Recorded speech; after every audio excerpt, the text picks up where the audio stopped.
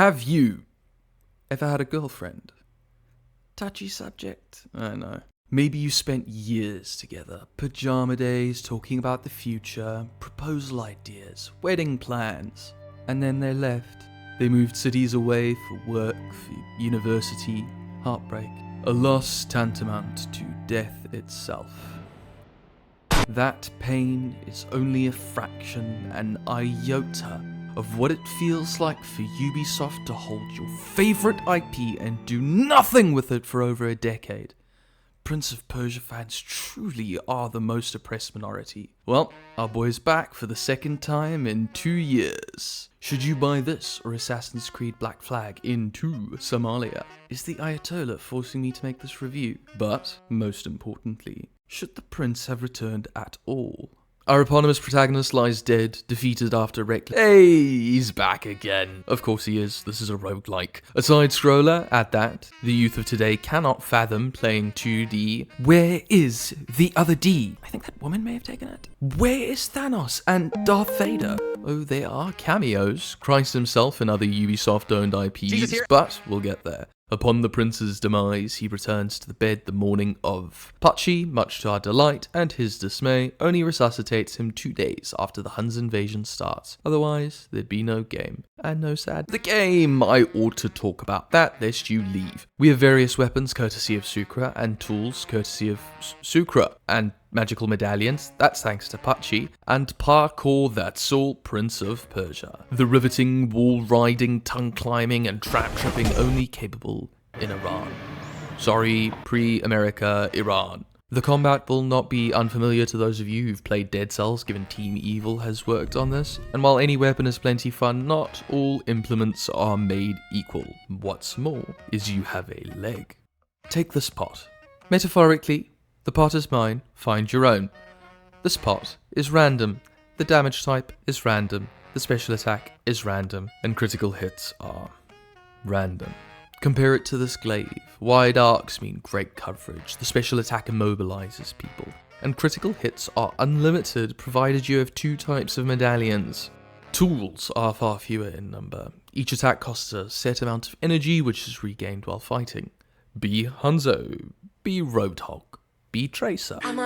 But let me show you the kinds of synergies you can create. Use the hammer and tool weapon, not the sickle. This weapon recharges your tool faster, its special attacks do increased damage when the tool requires charge, and it crits for a couple seconds after using a tool. Take a chakram, carefully.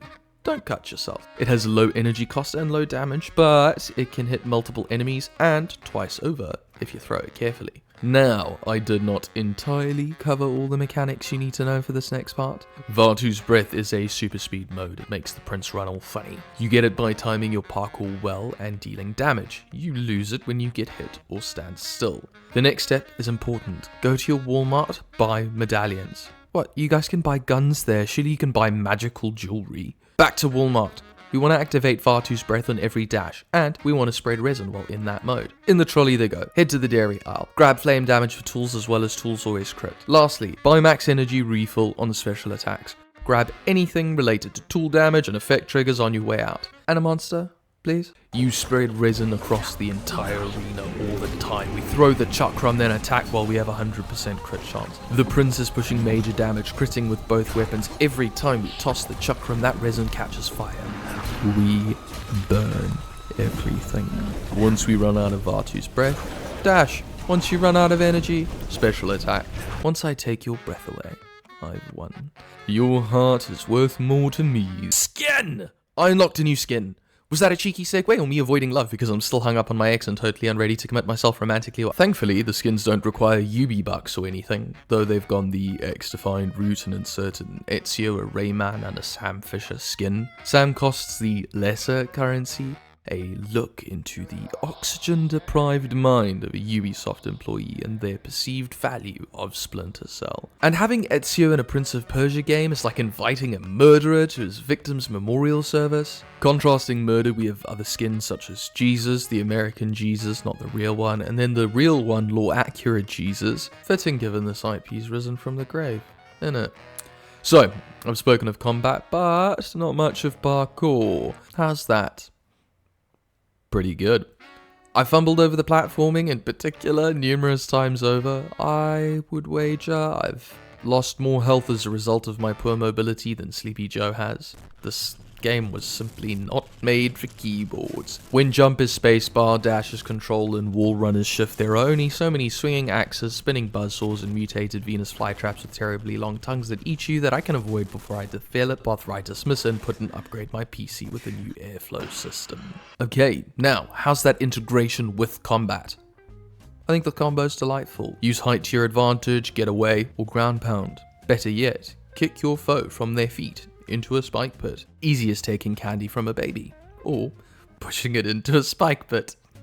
In some circumstances, certain bosses and enemies necessitate parkour, whether simply for your survival or to end theirs. Is your invocator running? Well, you better go catch him. Archer posted on a pole.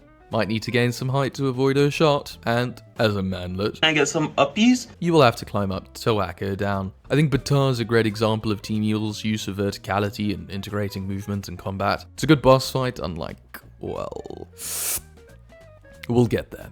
These beams track your movement. They force you to move. Imagine this, Batar is the CCP. You are practicing freedom of speech. Every successful blast, the story is serviceable. There's an oasis separate from the time loop to which we bring our friends and allies. This allows us, over multiple iterations of the same day, to save people in our progress to saving our kingdom. There's no real reason to fear for our friends and family's lives because we don't care for them, but we do feel for the prince, I suppose. He matures in the wake of his arrogance that may well have doomed his city. Otherwise, it's pretty hunky-dory. The characters are generally pretty jubilant. The achievements are video game and film references. Lord, we've got an achievement called Open Sesame for unlocking a much-anticipated secret door, behind which we see a hall of our massacred countrymen. Wow.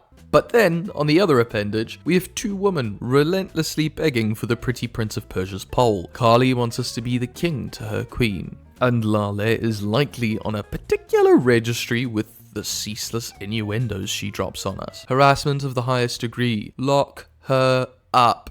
Can I rag on this publisher quickly before we wrap up? I feel like that's mandatory. It is an eyesore that there is a massive Ubisoft Connect tab in the game settings. The audacity is astounding. It's a single player game. I'm not sure if this is present in other versions. I've gotten mine through Game Pass and therefore the proprietary Ubisoft launcher. I cannot fathom forking out money for Ubisoft Connect itself. That's a financial investment on par with putting your money through a paper shredder or into Ubisoft shares. If you want to show the devs some love and send Ubi a clear message, just buy this game and no other Ubisoft products until next decade when we get a new installment. God, I hope that's not the case, otherwise that line in 2 paragraphs won't make any sense. Regrettably, the final boss is a pushover.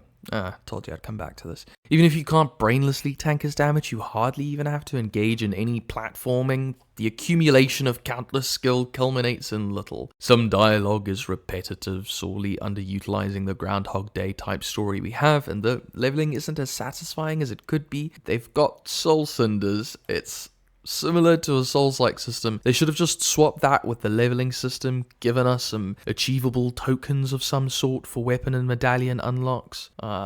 Team Evil, hire me. I got nothing better to do. I don't like my job. Those are the complaints I have. Few relative to the fun I've had. And I can't imagine Ubisoft being the great corporate evil it is, giving Team Evil, that's ironic, giving Team Evil, is it ironic? Giving Team Evil a particularly large budget for this game, so I really think that they did quite well. The gameplay is lovely, it's silky smooth. The art style is gorgeous, the locations don't just vary aesthetically, but practically. Overall, the game feels quaint, and I say that positively. It's a smaller game that knows what it wants to do, and it does it quite well. It's charming.